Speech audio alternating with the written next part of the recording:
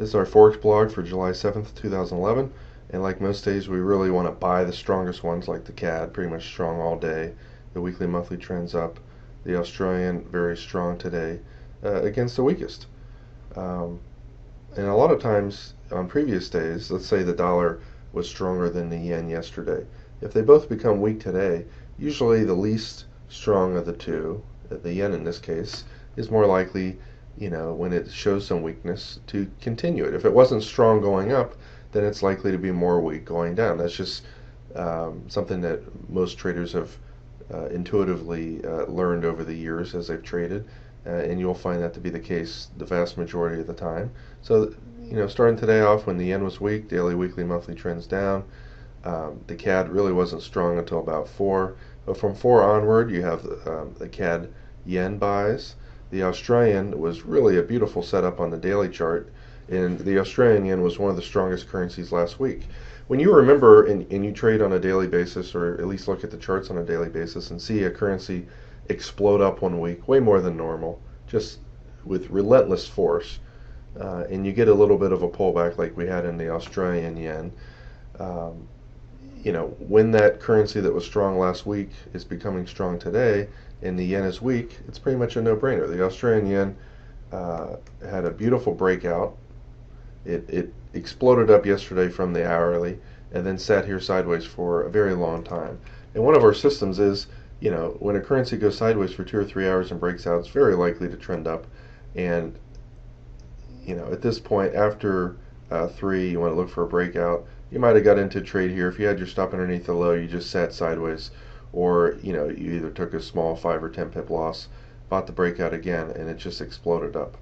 And our intelligent trailing stops had you in, and I think out right here at 46 for very nice, very low risk 46 pip trade.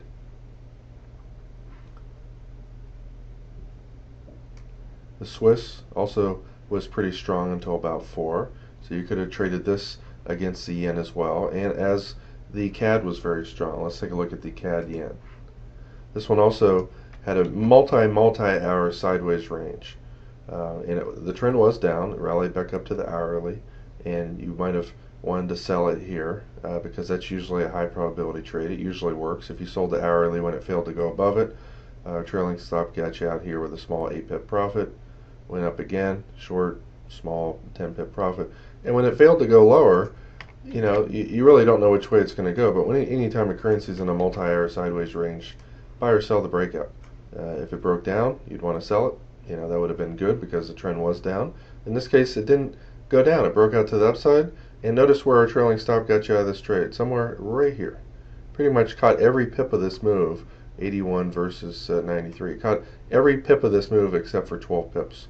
And you're in this trade here, so a little bit underneath 84, and you got out up here at 81 for a very huge 80 plus pip profit. And the currency meter was pretty clear that the yen was weak, and at the point of time, the CAD had some weakness, some strength, and even at 3 started to have some strength and a little bit of weakness. And that's your real sign right there. When you see strength come in and the lack of weakness, it's safe to assume that this intense move will resume, as you can see here, right before 4 o'clock actually. The breakout didn't even occur for 1, 2, 3, 4 hours later, because there was major selling here. This was the hourly moving average. It was a monthly pivot level. But you knew coming up to 4 to watch this currency. You could have set a buy stop limit, and a lot of times I'll set buy stop limits 5, 6, 7 pips above the high.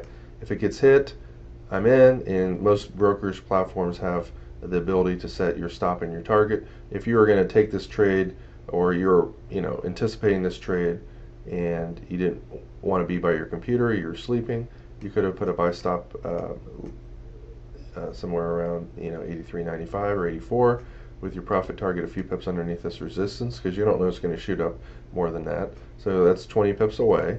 So maybe have your stop down here at 77. You're going to risk 20 pips to make 20 pips with a very high odds of that hitting.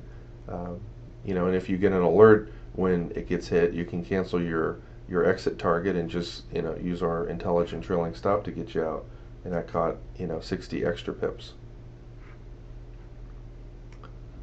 The euro had mixed trend today, but the weekly monthly trend was down. So if you see some strength come in, a lot of strength here, and then it kind of subsides a little bit, it's pretty safe to assume, especially after 3 hours of moderate strength, for the previous trend to continue. So at 3, you look to sell the euro.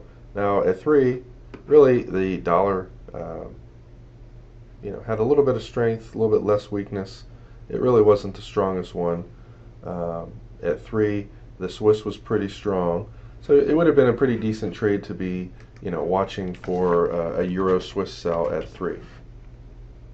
Let's bring this up here. Here's 3 o'clock, and notice this one it was very weak yesterday and it had a rally up. If you use our trailing stop to get short, coming up in fact coming up to 3, it actually pulled back a little bit. Let's say you watched it right here. Usually when a currency breaks above the hourly, comes down and tests it, if it's going to go up, it's going to find support here and start going up. In this case it didn't. Our IntelliTrend was red, which means most of the euro-dollar pairs are falling and Swiss pairs are getting stronger. And if you weren't already in this trade when it broke down underneath the hourly after not bouncing there, pretty safe trade. You short at 22 and it came down to the lower containment band down here for about 40 pips. If you let the trailing stop get you out, you got out around here for 20 pips. Pretty high probability trade. And coming up after 4, the euro was no longer weak. Today, sometimes currencies, especially the euro, stay strong or weak all day long, and other times they have brief amount of weakness like this. And you can see coming up to 4, the strength kind of resumed. You certainly could have watched within 20-30 minutes and expected some weakness, but it went up for a little bit longer than that. And you can see on this bar right here, it lost some of its strength. The weakness came back.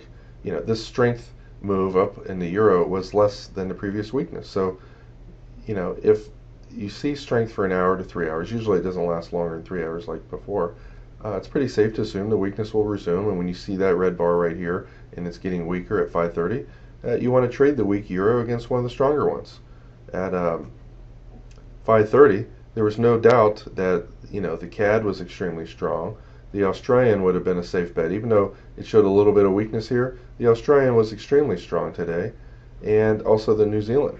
So there were a lot of opportunities at 5:30 selling, the euro, because it was weak before. The last move up really wasn't that much.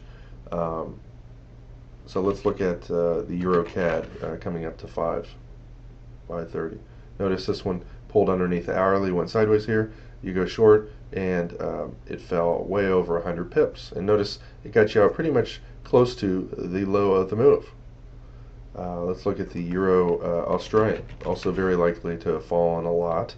At 5:30 right here, it had already made new lows.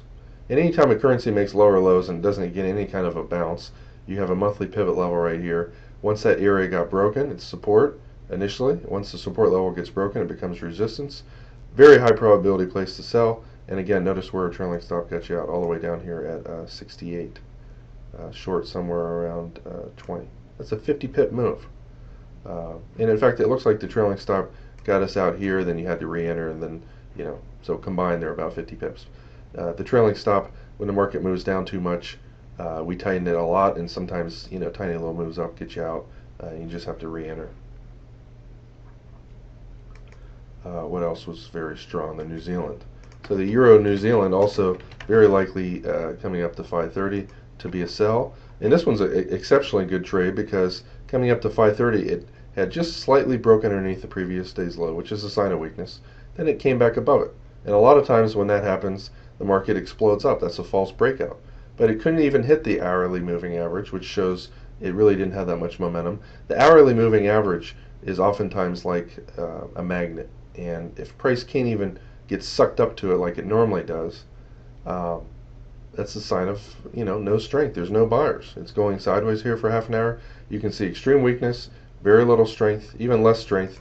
It's a pretty high probability trade right here. Or if you want to wait for a little bit higher odds, higher winning percentage, wait for it to break down right here, and you're short. And in this case, it pulled back down 20 something pips, got stopped out, had to re-enter and that second trade, generated about it looks like 100 pips.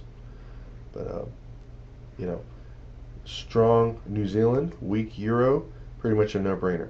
Now the Swiss was pretty strong until about 5, and then it just got really, really weak. In fact, the euro Swiss went up, and the euro really wasn't that strong today. So, you could have traded the very weak Swiss. If you see extremely weak currency like the euro, and the euro is actually stronger than the Swiss, then you certainly can trade that against the CAD, the Australian, and New Zealand. Pretty much a no-brainer. Here's the CAD Swiss, very likely to go up. Strong CAD, weak Swiss, and just absolutely takes off. And notice this breakout here got you out, small profit, or not a small profit, over 70 pips. Got in here again and got you out right here. The Australian Swiss also, look at the just continuous up move. And so when you're in one of these strongest currencies, you get a little bit of a pullback, you buy it, and again, I didn't go over it too much today in the blog, but usually you draw your fibs on there, and the first or second fib target's the end of the move. And in fact, if it's way above the upper containment band, I would look to get out at the 1.618. Don't be greedy. Rarely does it go more than 5 to 10 or 15 pips above that, and your trailing stops down here at 75, or I'm sorry, 9097 versus, so you could have made another 10 pips by just getting out at the fib target.